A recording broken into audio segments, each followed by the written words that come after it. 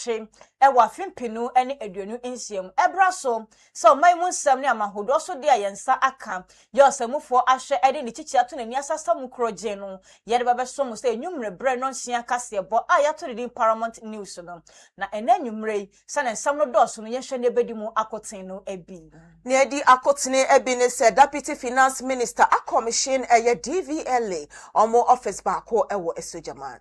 Oman Ghana ene Russia man no woma hwe edom nsa ahye apam krata se nam so enche bia Ghana aban no mu mpanyifo na fe nso omam ya abaye adwuma ise ukita service passport ibi nkwade a wo betimi edwani akyeremu ewo Russia man no emu mofafo so na kase omokyira empen bebre na se obi etoa nananom ewo nse do na mia ne mu ne yakwakofa ba na ye kra na se na ye omukutakuta emu no na omoye emu no wanhwe a yedu ba kwakogina emra no ano Girls Graduate Preparatory School na kire se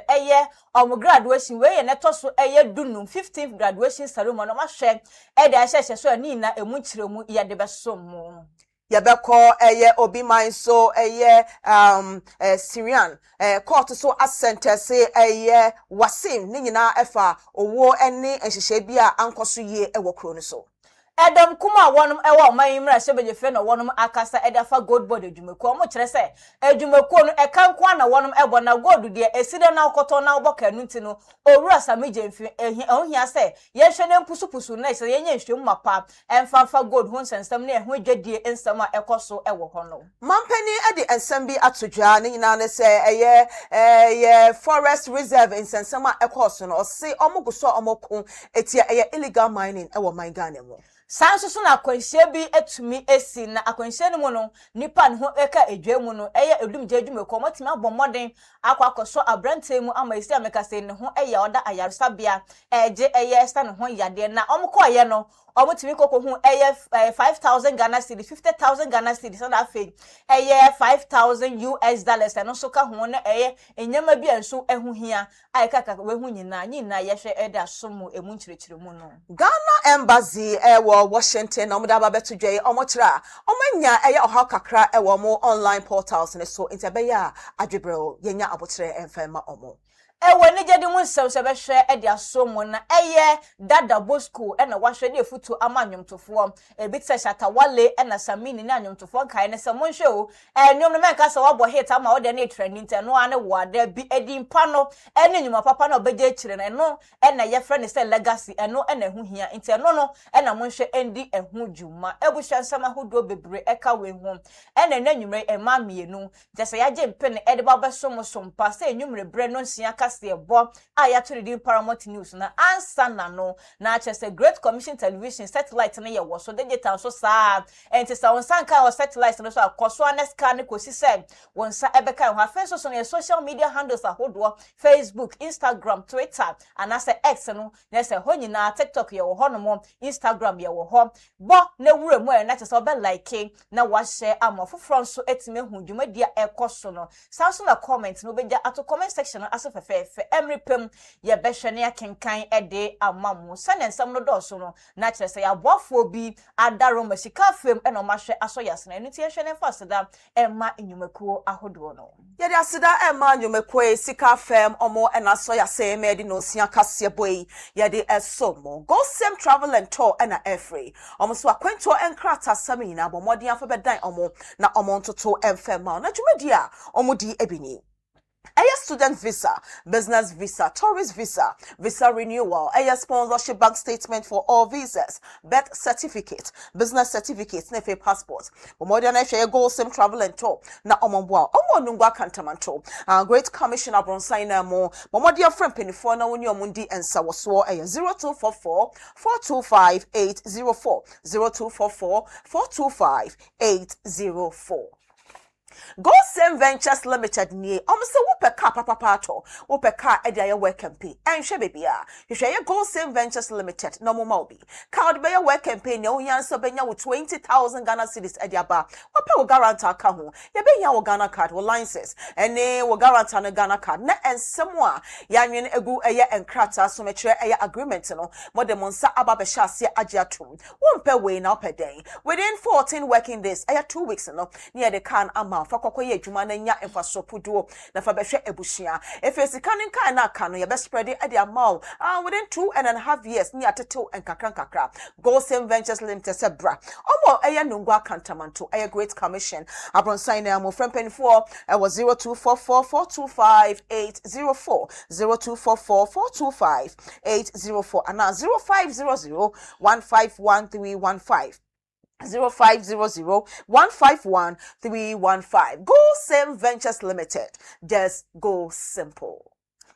Ebusia odofo yade be ne house Abraham ne wokase ya ben ena etete wo yade be ne ye ose na wiase aba na wieye misra wo wo de ne mbubu ye yade akoma yade sikire yade bi na bejeja ne ho edegu so intahye wo na kyese no no homia entimi sisuye emfa emawo moja no so entimi nde wo mu efrisane na afen so wo sabo anase wo hra wano eho abo haw na wo sisi echi eya na wi papa wo chi bramo no na etutu misra mu nyina mu fa modi enkyere mo hola sevia heba center sanse hono ukokopiem ho scanning machines ahodo ho and the fituti skopem ho na semfa ho no yade din a wankasa da wano a wode ba nti na scanning machine betimi ahwa bomoden e detect yare preko e hawo sempo yare nende e na hinta odipedwani mu a e betimi ama doctor hola etimi hu yare kopoten e sanse indubi na ahodo e na wo hwe e de sa yade ninti no ye nanan mu nduro ya e na obehwe de ama ni na so obehwe na chese obedi superpe okasa no na no pawie nwumra wo behwe edi hye no so sa be ma also de na prostate enlargement na wo me mayo ne koye wo mpema mesro bomo ne tu na mumrika phone e kire mo hola sevia herbal center hola herbal Mr. Bojaman so e da ma mini omienu se ye no mo a ebeboa na moja no edi emu afrisani e sanso so no e na kire se immune system na be hwa abo ho brane timegina brane na akwatia enyadewa ahodo hola sevia herbal center wo be hu de kire kwan e wo ashaman one and access bank no e na eben Fred Takwala ankasa e wo 0240 409991 and I say 0200 623-038 and afe 0576 656 658 Hola Savior Herbal Center and only God can heal you. And na God medicated toothpaste esu na ye dro na chasampo se papa inwani dro ahyemuma na abomi bew eno na efiefie wo kwa mofra ne mpanyifo nyina eyuso sanse apomuden ekwanso ne mpanyifo ahwe ajatum se eye eno nti wo twenden wo pedon komide na eto no fofofo no okwa ko chesa wo de bechi wo se ase wo se ne bobra na mesro wo soso se wo ye obi akaka ibi abatena wo so na etete wo se abro abo mesro wo defa and na God medicated toothpaste use no bible so me ba kon na me wo ha na wa wo de mebo abrem se safaje na enaga didie mene na ahua bom semensia ni dia no ne semensia ye wa hey Great Commission television adwumafo eno a ena obibia eyusu wonsaka bia betimi aboa na osena fitefita afesu mubo chenku na mosra na oso watimi asrim na wano no aka tuma che na nipa so ye de sribine na yentimi enko na bibia enkoso wano wode wani ekyerem wo prempem mat wo hair center ye no go filling station wo osuna wonsabeke bi wo Hana store ene Power FM wo osu na eben Great Commission television esan se nyema papa hu de robon kwa na ya hye ahwefo se ye bekoso abo ehunti no wo ba nungu akantamanto body road aha ene abrostan ebutu wo ba esan se ye wo ena God medicated toothpaste ni do so poninti ba ko mienu miensa dodo bi apabia no ye behwe ede ama na so de akokobon ho ebra wo fie Farm Global Ventures ene nas joint body road ena edi enhwani mu demo enso so ewo home Frahuma trofo yi ena freche se ena God medicated toothpaste mpanyifo na enu wonom edi ensa woso 0244 425804 0244 425804 Ebusia ene nwumre ema mienu ya chese ohu ya okasafoni so edi no sia breka se boy eba besom edi ameje so eye Shafatu Mohammed SM for short mini menua ba Emma kasama fo yamansa ebusia yenjina ensame so ne yentwa ye ho sema eye ni botete se ye ba ensame no ye de nyina ebesom ye basisi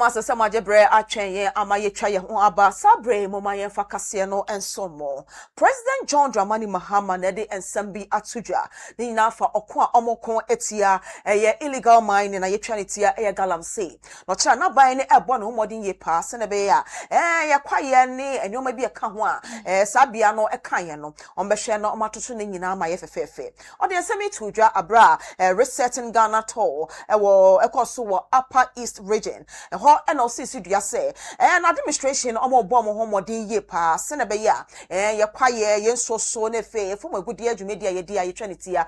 illegal mining nebetumi agi esi ho. And some be saying His Excellency John Dramani Mahama edituja. Working, NIMOS is working very hard. We've seized excavators, we've seized chamfan machines, and you drive them out of this area, they run to this other area. But we are making progress. Of the almost 49 forest reserves that were invaded, we've been able to clear as many of them as possible of illegal miners. Before, what we did was when we clear, we hand over to the Forestry Services Commission. But they don't fear the Forest Service. They go and drive the forest guards out and they go back into the mine. And so now we put a military detachment. After we clear the forest reserve, we leave a military detachment there. And that means we have to spend more money. One, you must feed the soldiers. You must provide them with the logistics to continue to stay there in the forest. But we will not give up. We'll continue the fight against illegal mining. But Upper East has a good potential, and mining can create jobs. But we need to make sure that these are formalized mines so that they can employ our young people to operate. A few years ago, Cardinal Mine opened in this area, and you should already see the number of people who are working in that particular mine. In Upper West, they have the Black Volta mine development coming up. There are several other areas that we can see the potential for proper mining so that it can produce more jobs for our young people. But our target is to formalize the mining activity so that we have a greater control over it than the current scattered illegal mining that takes place. The advantage with the Upper East region is most of the places where the gold is found in rock. Oh my God, now Swafwa, Chesosha, Monaneho, and Sam, a young for Samuel Okujato, a black one, and make us say, Wobunakatem, from mine, Concron Ghana Cocopium, or Russia, mine, emu. Yet, a was Swafwa, non so, or Shamonaneho, and Sam, or Russia, mine, mono, a yaches when Munyan for a Sege, a Lavrov. Eto sa edefre odmonyafo na obo modern na kokodi nnafo amiensa hono na kire sa man mienu omo hwe edom nsa ahye eyenti ase apamase ye ne nyina eba behwe ama man ga na oba ha aban mu mpanyifo na afi so no aban no adwumaifo no ene so ade so ukita service passport yi bidia na wo akwanya obetimi edwani akire mu wo Russia man mu akokodi udwuma assign so aba enti we no ene ekoso na nanu yada na kire se no ada adwada ena odmonyafo foi anasa Samuel Okujato ablakwa ede sa posti to the Facebook e kire se ye si anu we ne eba be papa na aman mienu yi kire se ayonkofo edo muntem na mu etimi ayere pampesa so na beboa ama economy no so etimi agina brand na ode abra na kire se onmonyafo kokopie mo Russia man na bilateral talk yi ekoso no yenhwe video no bi. This is your first visit in your capacity as Foreign Minister of the Republic of Ghana. And I hope that together we will ensure continuity in our relations. Your predecessor visited Russia as well, and today is a good opportunity to touch base and to compare notes on where we are. We will sign an important document, an agreement on visa-free travel for diplomatic and service passport holders, which is important to promote contacts between the two governments in all areas. Ghana for us is historically one of the most important partners in the Western Africa. We always remember about your first president, Kwame Nkrumah, who was very popular in my country, and he is one of the outstanding politicians leading decolonization movement. And I also cannot miss mentioning Kofi Annan, another great Ghanaian who was my very close friend, serving as Secretary General in the United Nations from 1997 to 2006. And he indeed is remembered as one of the best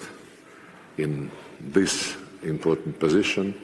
never taking sides, always being balanced, wise, and always his activities were based on the United Nations Charter, on the principles of the Charter, not selectively applied, but in their entirety. And we also see that President John Dramani Mahama continues to promote unifying agenda on the African continent and the African Union, and also in the world affairs. I want to highlight the important agreement we will be signing today, the visa waiver agreement for holders of diplomatic and service passports. That is a major development which will really deepen ties and advance our cooperation. We have seen in recent years very strong momentum in our relations. In March this year, we hosted political consultations, and we are preparing to have the fifth PJCC, which will be led by my deputy minister later. And we are. Abusia yantua aya kasiano so na Ghana Embassy ewa Washington DC. Eda babe tujwa no mochira. Omo online services no menya eye oha kakra eye technical challenges bia. Ama omo system no entumi enye dwuma. Wo public notice omo de ba bontin echira. Embassy na echira omo website nti say you unavailable enye dwuma kra. Eno nti omo besere say services ahodo a wasan komo de gu akwan so eboa amanfo no. Entumi emfa ne timapa emfra. Omo de futo edema wonu mo amutu kwan aba eye oman Ghana mo se emprempren omo nyusu eye Ghana ye e-visa platform no na omo submit omo applications no efe omo de adesrede ato eye public ni nanim se eye technical challenges that omo facing eno nti ena akoma omo online system no entimi enye adwuma omo de patchel edeto eye obibia nim se emprempren omo nya abotremfem omo no omo ntoto na bibibia emfa ne timapa emfra efe so eno eche no se update for biba omema eye obibia opeso to kwan ba oman Ghana mu enya omosre eye ebiasa fa na nyina no wono mo ba Ghana no so munya abotre pa na omontoto anwoma ne yi sene be ya bibibia ebe fefefe. Ebusunya Girls Graduate Preparatory School eye school a no kokopie mu ewo Kaswa Wenga ya no ewo ewutu senya East Mansinu emu na se hona school no na nanu yada August bosome ne de to so dunum ewo afempino ne eduonu ensia emu na kire se graduation ceremony omo hwe ede hye so kra na se ne eto so eye dunum eye 15 graduation ceremony no ma hwe ede hye so na etrasema na eda som eye 15 years of excellence, faith and impact. And almost na jumedi no ekoso ewo school na nkasa ne premises eho no ya chese mpanyifo enintini abrempom ebe hye jumedi enumonyam na eho no na chese ewutu senya west eye education directorate ebe pie mu ho awofo na afenso so no chese omo aye invite omo dodo na ahoho ba ho no na kaso ne nimpotemamu nipa beta jumedi na chima ne koso kama ewo ho na SHS coordinator ya owo ewutu senya west mansinu emu na education directorate owo madam Kathleen Lomote wono so dwumade na so bebeta yechi abra na woni nsentrofo Ekasa Great Commission Television na wode to yenim say 15 years anamonto wons ehumasua hono won say nya fedi agro nya asam keto enu ntino wa ma wono mu ntiri nkopapa ewo dwumade so a wono mu edetete mofra nyamesuro kwan so ne adesua mapa isase school na Nkasa mofra no omomode mbo no wo kire say ewenim ye papa na abra madam Kathleen Lomote Ankasa ede ne nsem etudwa no ensem bia wode to udwa yentie. The friend Kathleen Lomote, the education officer, or who senior education director. But for program, we are invite him and say, "Member guest speaker." Oh, so far no BBI, come and Kolana dear. Our performances was so good, beautiful performances. From the poetry recitation to drama, Asema we kind ya ni your team ya di hu dwumane kopa your team in say 15 years of excellence and raising leaders in the fear of God and the wisdom of God. I say school no enya de chenkwa. As I say imbibing the learners, the values, the skills, the character that they need to build society. As teacher for me, you are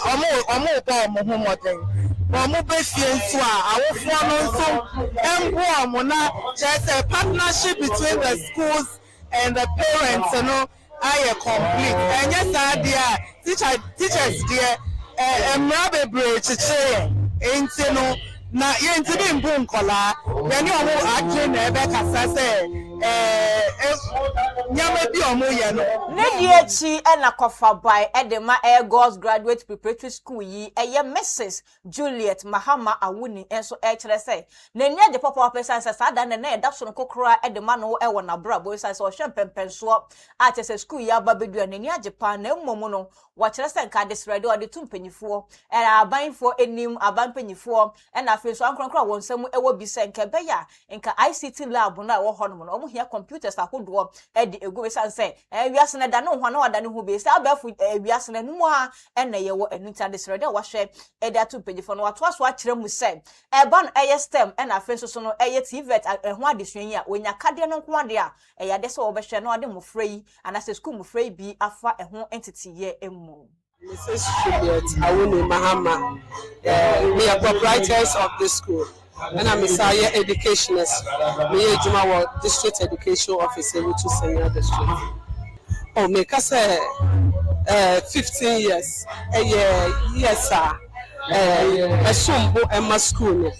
A sumbo masculine because school to say you having a very humble beginning.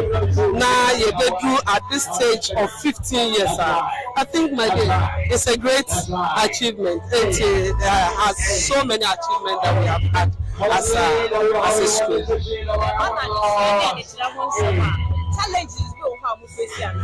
Yeah, so as Osha school, we are what challenges. Yes, yeah. Apart from the academic achievements we are achieving, but most of the challenges that we are talking about, school fees are some. But once a higher private school, it's mostly the biggest challenge. But the problem at least nationwide, they to solve the discipline of students of late. Not as a graduate in America, but as an educationist. What I know is that there are so many social vices that are going on, and we are trying as much as possible as a school to let all these ones come down so that it doesn't even affect our students. Make us say we will need because we share Yama Air Koswa, which means only academic and but every aspect of their life. That's holistically. They try to say you be grooming holistically, so that fitting into the society that they will find themselves. Sure. We have, if you look at the school, for example. Na ne krakra mu no na ofa wonum ekotai wo manu echipa wa bra 15th graduation yi koso wo Girls Graduate Preparatory School yi na wonum so kasa no wo mu kire mu se wo mu so ni age papa na wo mu fra school Girls Graduate Preparatory School mu nu ho ba biara de san se mo fra ni nyina o ma adwen mu abobel ya enam so krampa makanfo school no de akire afoforo. Graduation.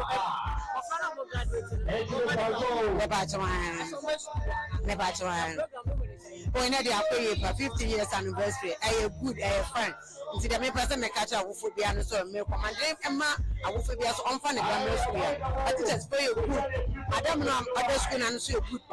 Who's school now? Wow, I think it's one of Shadia fine. I'm a wow conduct. How much radio? I think it's one of Nimpa. omu buade omu hu a mo de da form ma because me so me ya chele do school ya e no timi aka na Sando. Oh, many are ye pa. If you are so quick, pa. Many are pa.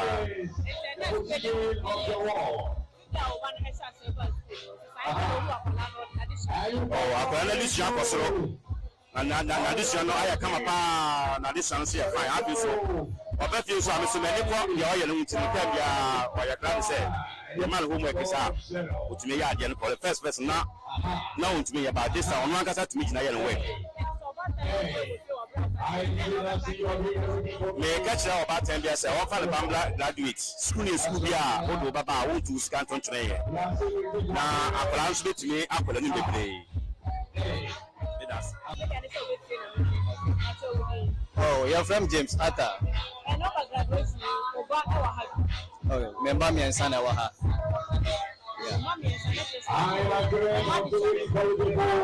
Oh, I'm more than born in terms of everything. Okay. Senior teachers in the world. Our farmer, our class, among Palano, Soprano, recently, when we just say, our school, like I say. Teachers and more than born in Palano, more than okay, my.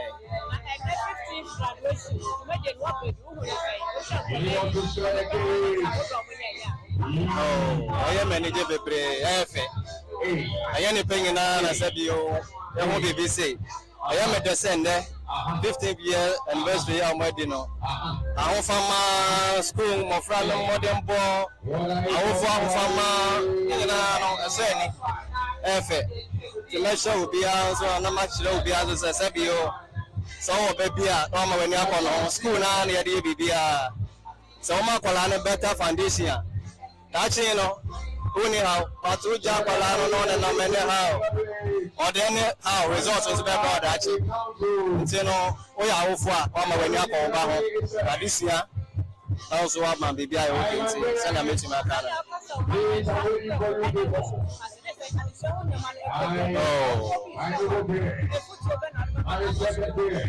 Yo, Medas, the American say, additionally, yeah, and to be a so you go near a brother, waiting us ourselves, our Banabra. Now we know, because Compalano, with the Asena Foundation, I will say, okay. See, I will be so Papa, your mamma, my one new Compalano, or my this year. The way I'll bet church or mono, and no never my being I will be in pa. Since your society, I will say, and Emano will be nobody cares. As will be a door paper to your awful, I will too necessary for ma. O Manus Yam Suro, Sabi, a papa on 10 krana, and he said, send a what to you, you know. To make the result, Papa. Abusia Yanjina and Semi Sony and Chaya Ho and Quaji Abuafo and Krato Embra. Siaba and Sama Kenyana. Yet the best song. Yabasisia.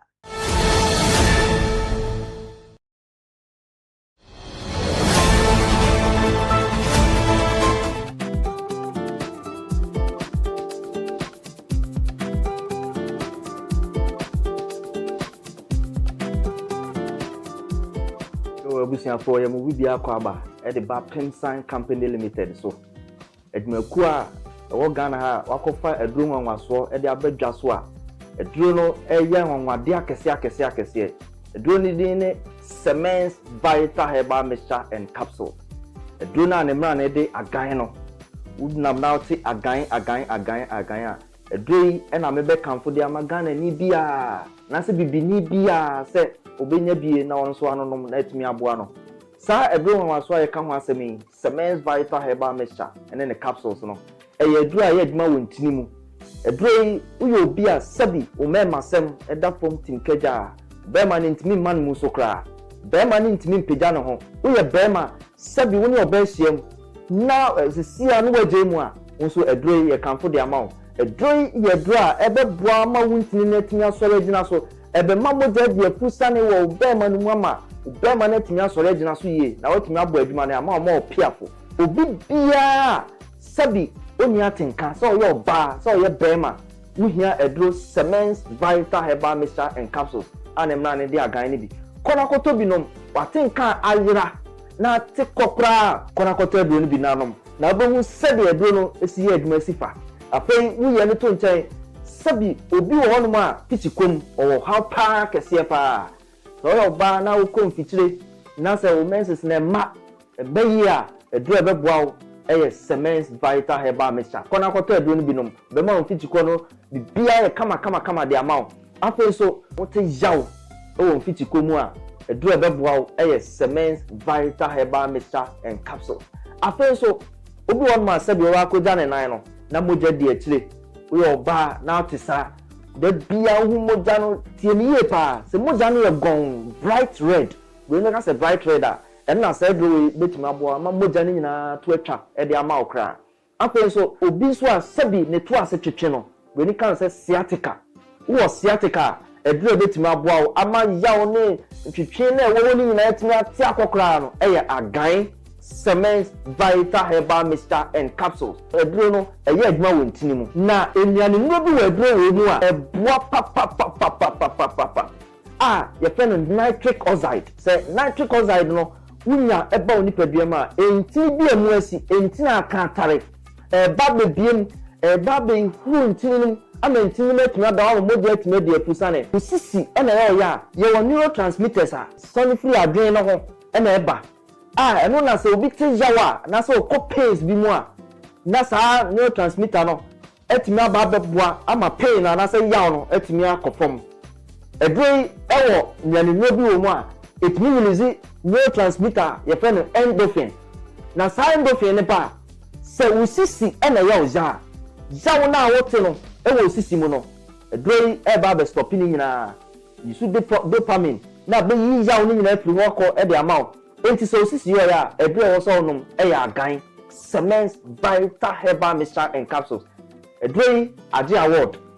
yenim de ye ka ho asem no 2022 best waist pain product of the year 2023 aduro age award efasisi ya de ho 2024 ye sa hwani mu sa afie di anyum nyina so ye be sa age award no wo ye bema na wo pese unyina so no gina so keme wabla obenu maduro no sima kakra bi ati a frɛ number no a egu screen ase no o frɛ number na ye be no be kasa kama ni ato sɛde obesi anu maduro no na enu matumi aboa ama bibia ye kama ma afei so ba bia be nya bia to no ye di egu screen so na emom tie ni ye pa sɛ wo kumase ene ne pattern wo store wo pese o to bi ton a ba bia edi kan PFA pharmacy New Road Junction wana PFA pharmacy o store kese a obenya brand bi atu ho no akwakoton afei Colinac ewo Ashtown oni Dani Herba omu nyina wa Ashtown ko ho Fredimens eso okay ono so be ma obi ato afei so Sambora ewo Kagetia Gate 3 no opposite pe edron edra eba beboa eyi sa ho hawo nyina afi wa kwa ma o enti pe bi akiri kwan to agan a etre se ejan no pedito na enkotote ema na so nya wa ho den pepepe edama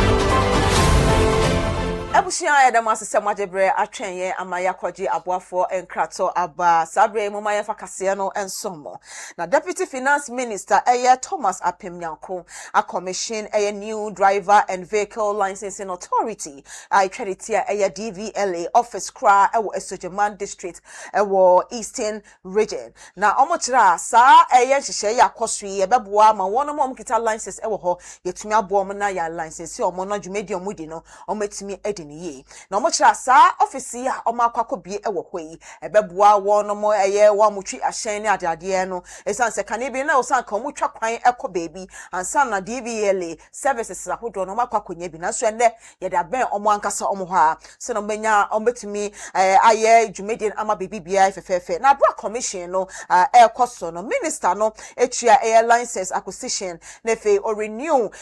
won mu a omo ni license ni bi no won so omo bia ewu no obomodia renew be drivers for 500 e bi mu ye okada riders na e bi mu so a driver for ankasa ensem say na Thomas Apimyako Deputy Minister for Finance edituja. From today we'll not have to travel any long distance to have DVLA services assessed by them. If you want to renew your license, you can walk from Atimpoku to Kotrope to renew your driver's license. This is going to save you the amount of fuel taxi drivers and truck drivers will have to use to travel to Ho, to Koforidua, or to Somenya to have their roadworthy certificate renewed. It is going to save you time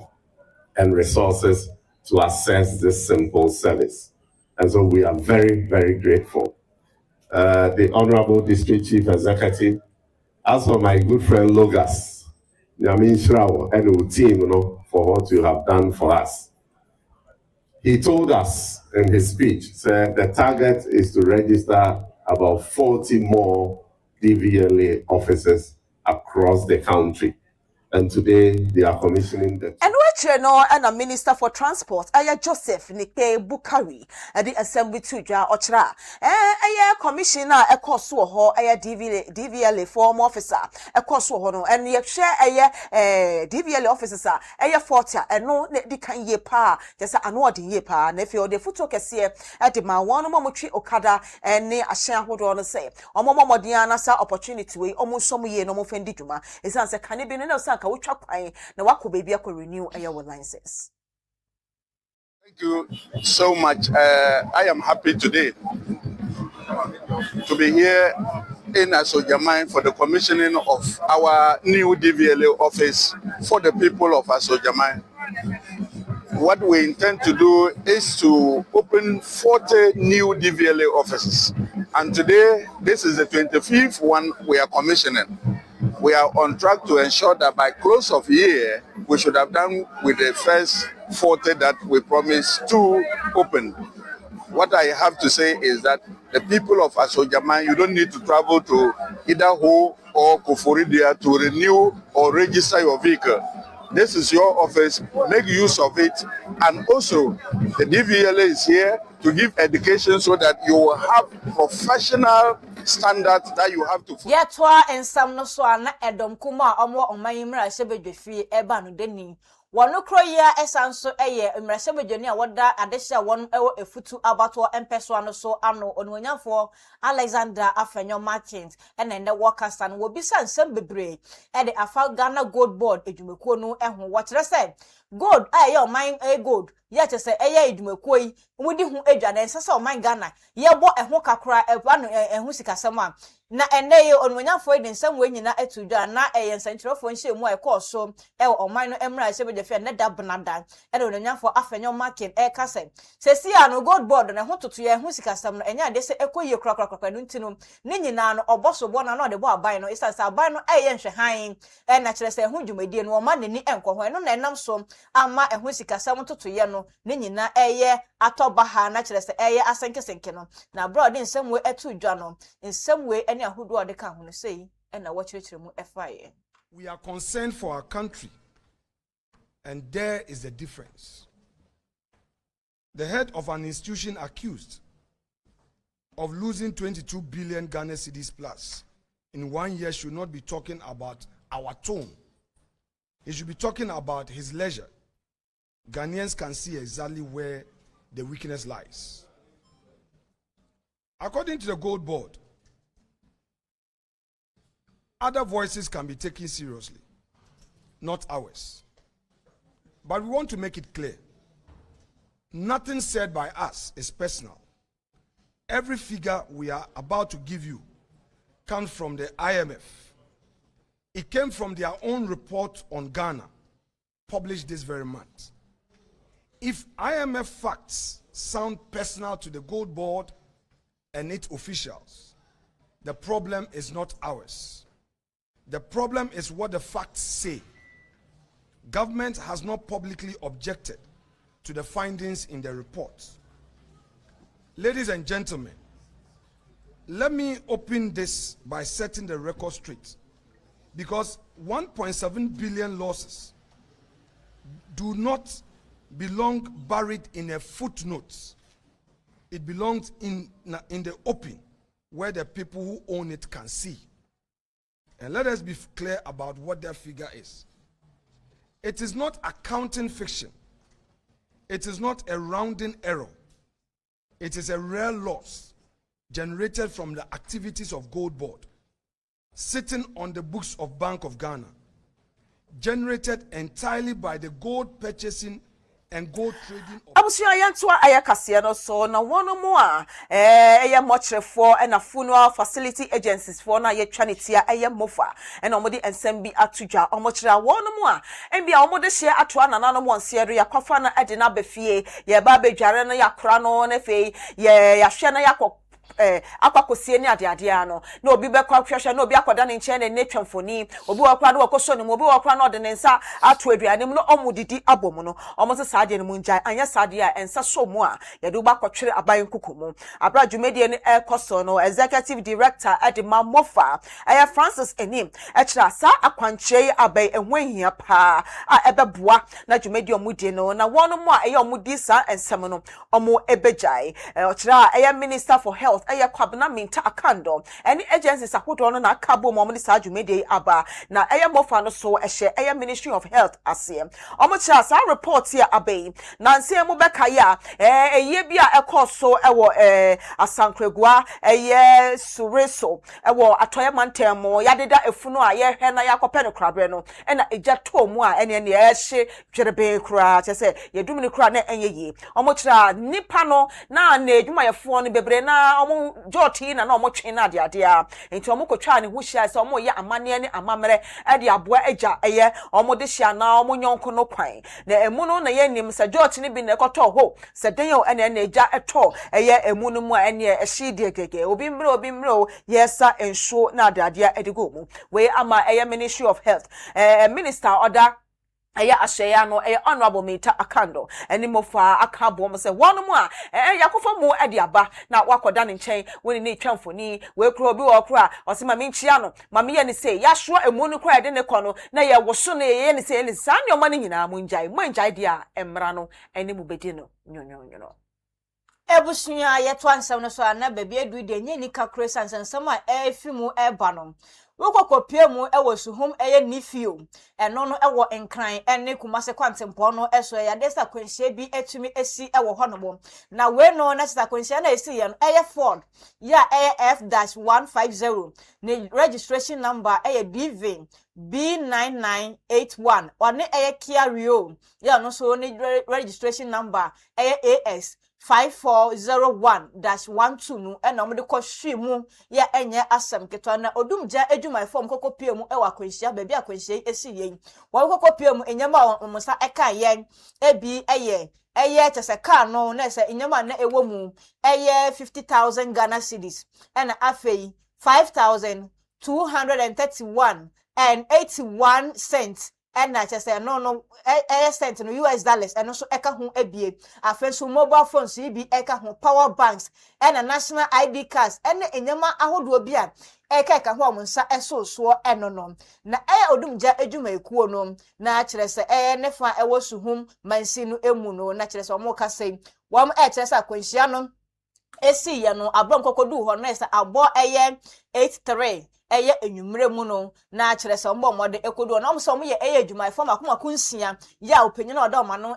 STNO ya otoso mienu dankwa eye prince and se odi omunim na nkoko pie mu ewo ho no mo kire se ombom homoden na nkoko pie mu mu sa brante ba ko no so ewo hyen no mu ba ko mu ya sa bre no wa ye mre esansen ho akedwa mu pa to mbom mode etebra brante ene ne nkoko pie mu ewo suhum government hospital a se si aye ka sei omo hwe ama no eye apomudin entete na ne ho etimi ato no na hom se hwem bi o masa aye no e kire se eye Ford F-150 car yi no na wo ye overtaking no America 10 or the overtaking eno na nam so e ma ne eyetia real car yi ekokodi ehyiemu a tesom kokobo impuni mpu enam so amasa akwanhia wenfo etimi esi ewo eyesuhum honom no a sesi aye ka sei na odum jadwumako no eto aso a kire sei eye overtaking na ye no kwambone so no se ahyankafo no momoni nda honom njai esa ne se announce akwa ne so bebre ama edom ase ahwere enu nti no wo se momoni nda ho na sa ebeya monhwe na ekwan so jojo ehihye wo ya akwa ne akwantempo so ahodo no monhwe na mundi so se na be akwanhia no eso ebetimi ate Ebusia yentwa ye ho na se ye ba ye de kase no ebekọ obi man so ne de enigedi ensem asomo ye bes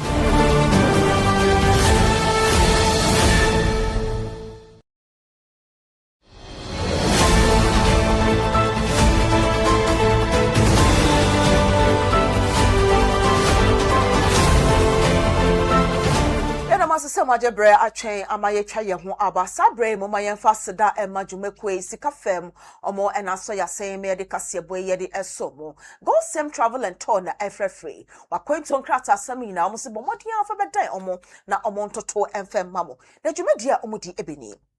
Aya family visa, aya visitor visa, student visa, business visa, tourist visa, visa renewal, aya sponsorship bank statement for all visas, birth certificate, business certificate, nefe passport. If you go some travel to echirakwan, awa nungwa kantamanto, aya Great Commission abron sign mo. Fra empeni 4 awa homa trophy so, aya 0244425804, 0244425804.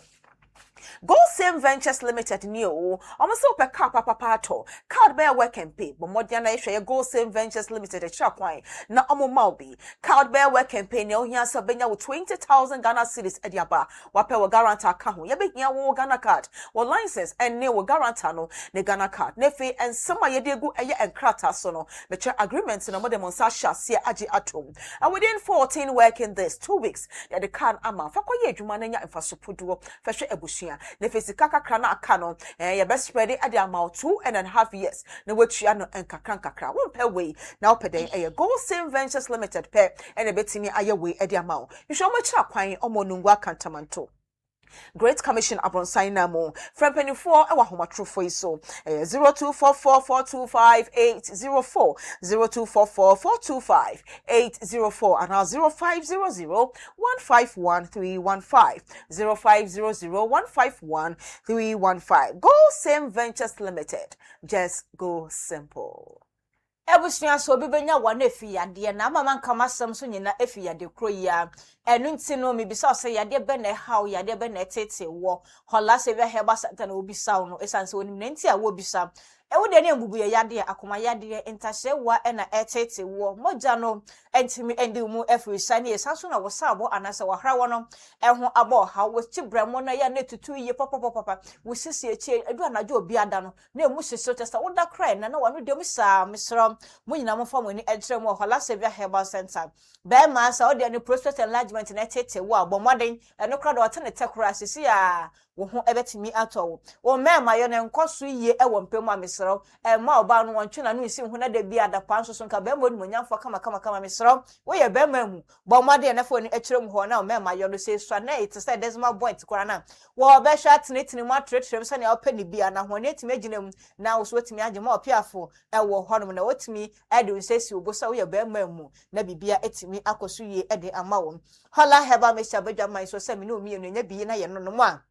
ebema moja no ediemu efri sani ye sanso so no na immune system mebe hwe aboho bra netimi egina bra na kwatia enjade wa ahodo Hola Savior Herbal Center okokopio mandu bi na yi a na obehwe ede ama wanu nti no kwo na o se hwe na di nhye no so hwe na di super pepe na eduro no mfa nkonko ya kwadwo hwe na nom na adobrujo ne yade ahodo no emfiri wo so na ho entimi entowo ewo apomuden kwan so Hola Savior Herbal Center echiro kwan ewo Ashaman one mo access bank no na eben for Dr. Hola ewo 0240 409991 and I say 0200 623 038 and afe 0576 656 658 Hola Savior Herbal Center and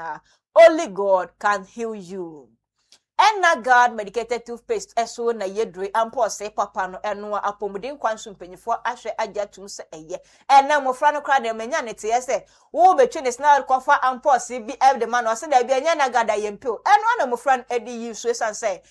chese yade a enwane duru ahodo no abomu biu ye papa pa odi twe ne se be ma ne se nya honden na kire se timi ya ne nka ehwam na ama esem etimi ai fitafita fefefefefe eno nti wo twe ne fa woni akire mu e wo prempem mat one of NHS hair center yeah be go filling station and eben Hana store and so any power FM osu and eben Great Commission Television and na God medicated toothpaste on the so put ba ku mienu miensa do bi apebia wonsa ebeka bi ewo ye nchen Farm Global Ventures and then Nas Joint Body Road and na edi enhwani mu the mall and so ewo ho for na God medicated toothpaste mpanyifo ewo 0244 425804 0244 425804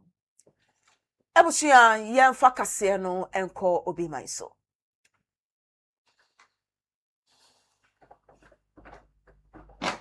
Jesus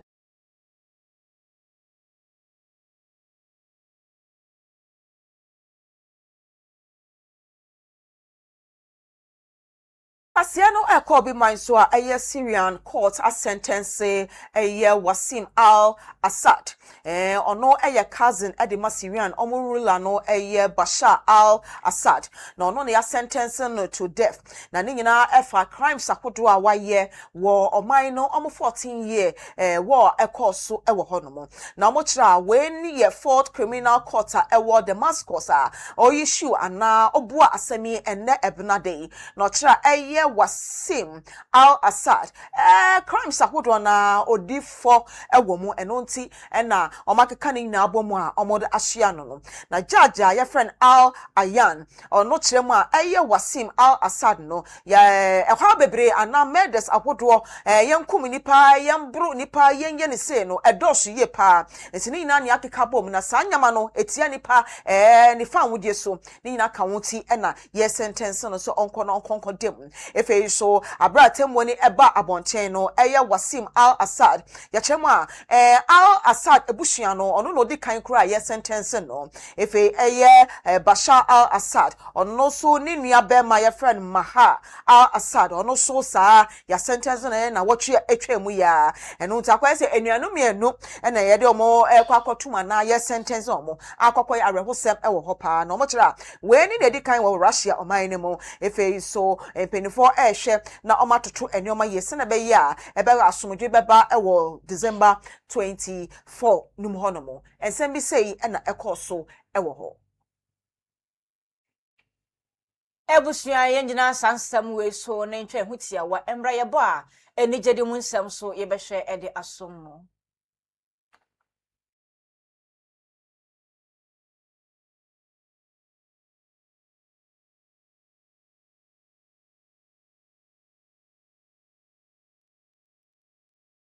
Ebushia mama kwa aba say maka ho ama etwa hutia wa aba enigede mu nsem ene ye hwe ede asom no na director of communications at the Musicians Union of Ghana ye tell music guy daddy Bosco na wakasa ede futo ama Ghana nyomtofo no wa kire say obekasa ene hit song no ose no kwabra ne kura echi ni say young artist o mabe na so mo twanwom na adem na hit na trend no so de ne namu mrika ono so kwakotwa bi na so wode aba na no ne yonko de nentonsuo wo se no enya de se bebo wo hwa enwumto adwumakuo no wo se sa wo yonwumtuni a na ebema wase atim na atenase na mpo wu ni ho kra ebetimi akai wo no wunwuma pa a wo beja ne ho wo legacy no eno na ebeboa wenu ntina no na anwumtofo mo ma adwen enkoso papa wo papa chense ye be follow trends na chense obi aye na hit ni yeso yemfa ye ne emra betwa manem wo se no enya de ebeboa na odinsem nyina tojo wa bra na wo ne nsenkyerefo edi nkomo nti wo kire se legacy ni de enwuma papa no eno na ebedi wachi asasi so impo abra wawu na se enwuma papa na wo be hwa ma odi ho ate na chese kwan papa kwantrodo no eso na obenam na sa odi nkekawo bi ebeka odi ho no eno ne se ba ne sa na kire se wadwuma ye no anasa wonwom na woto no endimu enhyeda endimu sa eno nti nwuma no na momomuni enko ho na munya echese omochi ensem papa na eno no entimi emfa emwa wonomo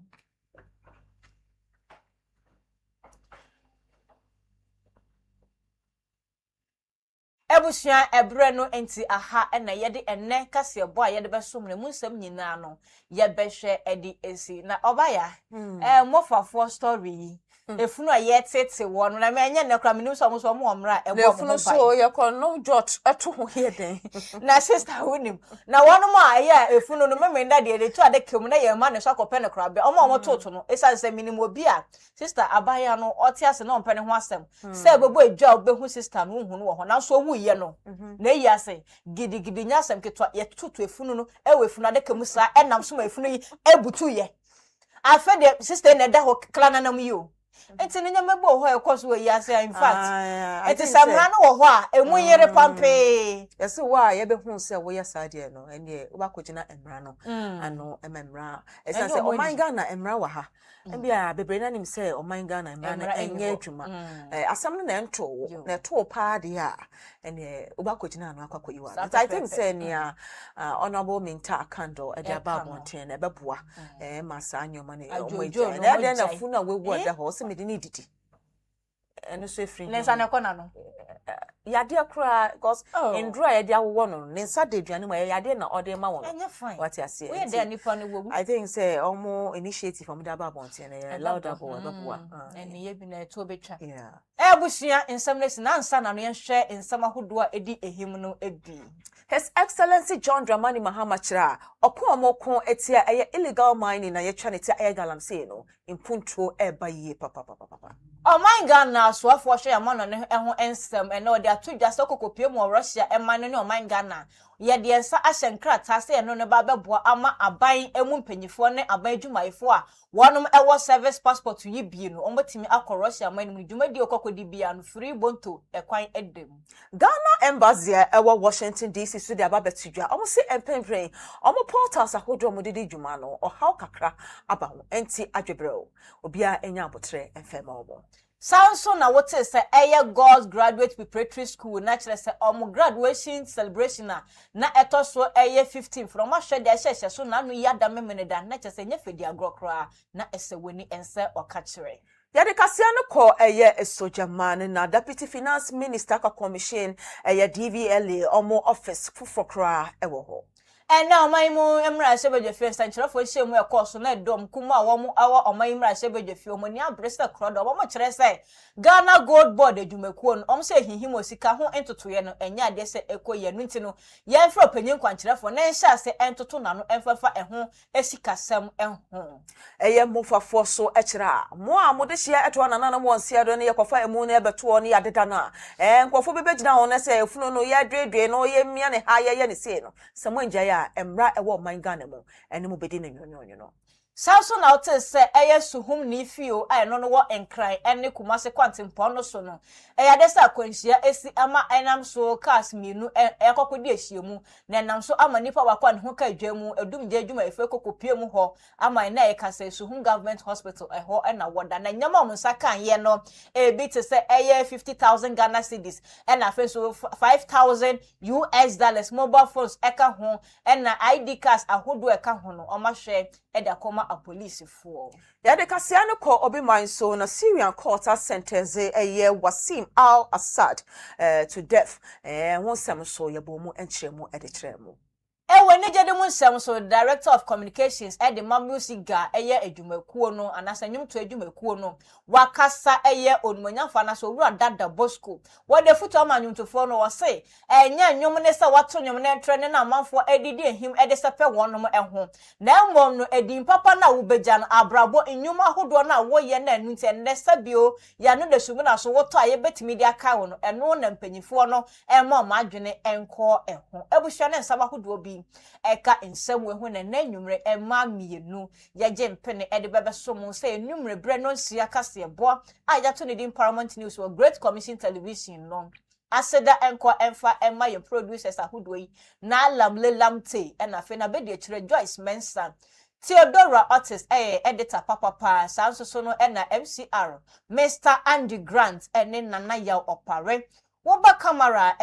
Kingsley Janie afenso so no Mary eboye tiri dom na ye managers papa nana ya ohene wa sam ono so nyamkopon onhira no nya ne kese adwuma ekofo by Chief Apostle Joseph A Jackson daddy baby a wo bia minister wo hweye obo ade enhira na onya wo kese wa wunya bre na chese wo tena nkasa foni ho ehwe kase boy wo so aseda PSA enko emfa emma wo na chese ne anwumre emma mienu ya yeje mpene ede kase boy ba wakwam esomosompa no edi ameje so Shafatu Mohammed SM for short. Many ba. Emma kasama for yamansa yadama se amamomo ene hwe nyame adomo chena ye besa sinkonya ne de kase bono asomo yakramo.